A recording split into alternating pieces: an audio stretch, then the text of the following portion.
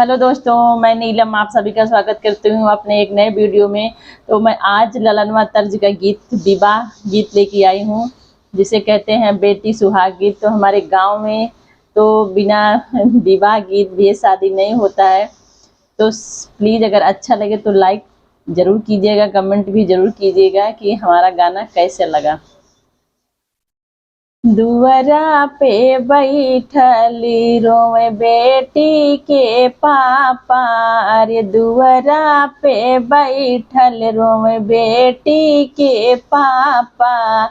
अरे मम्मी आंगनवा के बीच रे लालनवा, अरे मम्मी आंगनवा के बीच रे लालनवा। डोलिया पकड़ी रोवे बीरान भैया, अरे डोलिया पकड़ी रोवे बीरान भैया। अरे आजू बहिनी भैलू पराई, अरे आजू न बहनी मोरी भैलू पराई।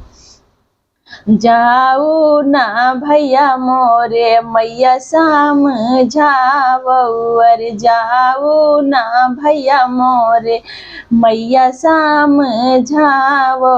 अरे पापा के लिहा तू संभाली रे लालनवा, अरे पापा का लिहा तू संभाली रे लालनवा। फिरिला उठियौ भैया जब सावन के महीनवा, अरे फिरला उठियौ भैया जब सावन के महीनवा।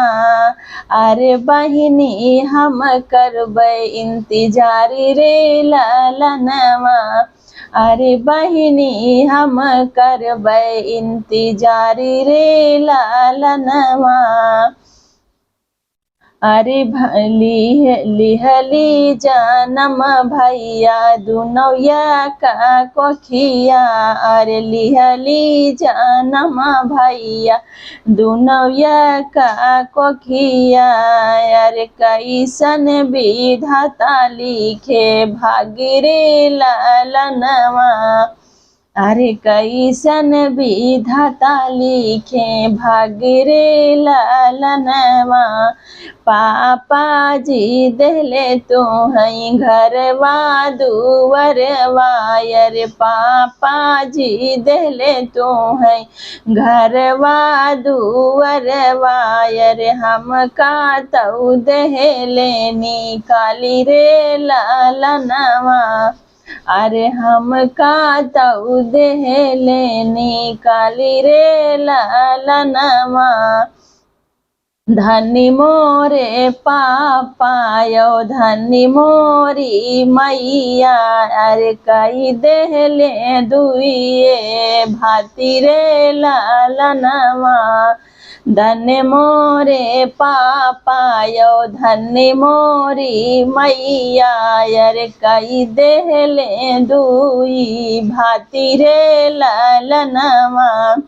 जही दीना ये भैया लिहली जनमवा, अरे जही दीना भैया हम लिहली जनमवा।